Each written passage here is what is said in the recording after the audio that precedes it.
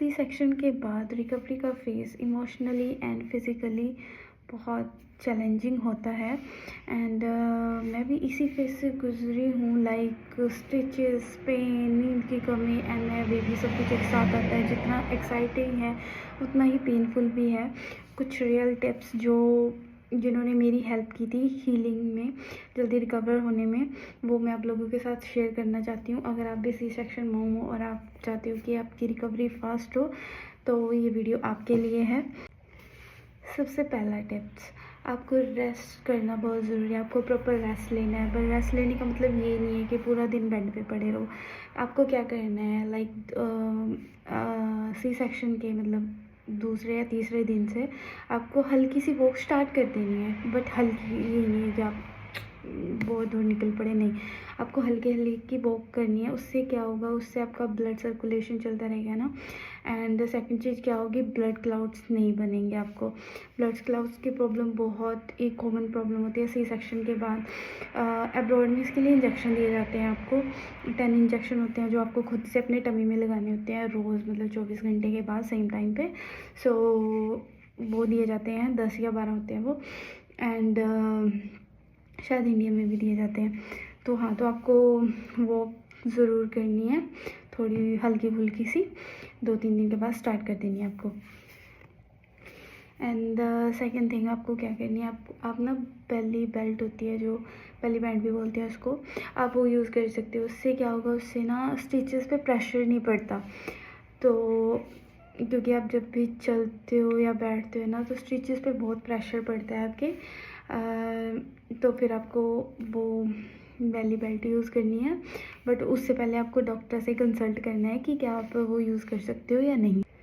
And third चीज़ जो है वो है आपकी डाइट आपका सबसे बड़ा पार्ट है हीलिंग के लिए। आपको अपनी डाइट का बहुत ज़्यादा ख्याल रखना है, क्योंकि आपकी बॉडी इस टाइम पे बहुत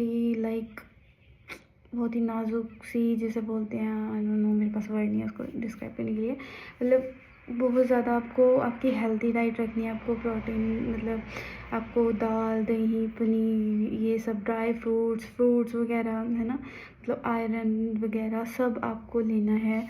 उससे क्या होगा, जो मेन प्रॉब्लम हो जाती है, कॉमन है ये, कॉन्स्टिपेशन की प्रॉब्लम हो जाती है सबको सी सेक्शन के बाद। तो आपको अपनी डाइट ऐसी रखनी है कि जिससे आपको कॉन्स्टिपेशन की प्रॉब्लम ना हो, क्योंकि उससे फिर आपके स्टिचेस पे बहुत ज़्यादा असर पड़ता है। तो आपको अपनी डाइट बहुत अच्छी रखनी है। अगर आप चाहते हो कि मैं डाइट के लिए एक अलग से वीडियो भी बना दूँगी कि आपको क्या डाइट लेनी है और क्या नहीं। So come to the next point. Next जो है वो आपको अपने स्टिचेस का बहुत ज़्यादा ध्यान रखना है। आपको अपने स्टिचेस को बिल्कुल क्लीन एंड ड्राई रखना है। मतलब जब आप, अगर आपको लगे कि आपके स्टिचेस में स्मेल आ रही है, किसी तरह का डिस्चार्ज हो रहा है या फिर रेडनेस है, तो आपको उसी टाइम डॉक्टर से कंसल्ट करना है। एंड जो आप क्या कर सकते हो, लाइक आप शावर लेने जा रहे हो, जब मतलब बैंडेज वगैरह सब उतर जाती है, तो आप क्या कर सकते हो, आप ना ऑयल यूज़ कर सकते हो, लाइक कोकोनट ऑयल। और कोई नहीं, कोकोनट ऑयल आप यूज़ कर सकते हो। कोकोनट ऑयल आप पहले लगाओ, फिर आप उसके बाद आप शावर लो। उसके बाद आते ही सबसे पहले ना आपको एक टॉवल के साथ, जो बिल्कुल ड्राई हो, उसके साथ आपको अपने स्टिचेस को साफ़ करना है, बिल्कुल क्लीन। आपको पानी उसके गीला बिल्कुल भी नहीं करना है। उसकी वजह से क्या होगा, आपके स्टिचेस में पस पड़ने के बहुत चांसेस रहते हैं, ठीक है। सो ये इस बात का आपको बहुत ज़्यादा ध्यान रखना है कि आपको अगर गर्मी है तो पसीना वगैरह नहीं आने देना अपने स्टिचेस में, ठीक है। उसको बिल्कुल क्लीन रखना है, बिल्कुल ड्राई। एंड द नेक्स्ट चीज़ जिसका आपको ध्यान रखना है, आपको हैवी लिफ्टिंग बिल्कुल भी नहीं करनी है। हैवी लिफ्टिंग की वजह से क्या होगा, आपके स्टिचेस पे बहुत ज़्यादा प्रेशर पड़ता है उस चीज़ का। तो आपको ऐसा कुछ भी नहीं करना, उससे आपके स्टिचेस भी खुल सकते हैं अगर आप कोई हैवी चीज़ लिफ्ट करोगे। तो आपको कोई भी हैवी चीज़ नहीं उठानी है सिवाय अपने बेबी के। और बेबी को भी आपको क्या है, आपको नीचे से झुक के बेबी नहीं उठाना है। आप मतलब किसी की हेल्प ले सकते हो कि आप, जो आपकी हेल्प करे बेबी को आपको देने में। तो आपने झुक के बेबी को नहीं उठाना है। और एक चीज़ और, आपको ज़्यादा देर मतलब सीधे नहीं बैठना है ज़्यादा देर बिना किसी सपोर्ट के, क्योंकि उससे क्या है, आपका टमी जब बैठोगे तो आपके ना स्टिचेस पे प्रेशर पड़ता है, तो वो बहुत ज़्यादा पेनफुल होता है।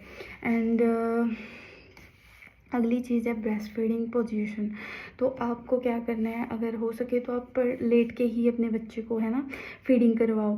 और या फिर आप फुटबॉल पोजीशन यूज़ कर सकते हो, लाइक ऐसे मतलब बाजू के ऐसे लेके बच्चे को, वो भी आपको क्या करना है कि चेयर पे बैठ के, और जिसमें आप बैक सपोर्ट ले सकते हो है ना, फिर आपको बेबी को फीड करवाना है। एंड आपको मतलब बिना सपोर्ट के नहीं बैठना। उससे क्या होता है, अगर आप ज़्यादा देर बिना सपोर्ट के बैठोगे तो आपके, क्योंकि आपको इंजेक्शन लगा हुआ है, उसकी वजह से क्या होगा, आपकी ना कमर में दर्द रहना स्टार्ट हो जाएगा, जो मेरे को बहुत ज़्यादा प्रॉब्लम होती है। मेरे से बैठा नहीं जाता ज़्यादा देर, जैसे कि मुझे अब भी नहीं बैठा जा रहा।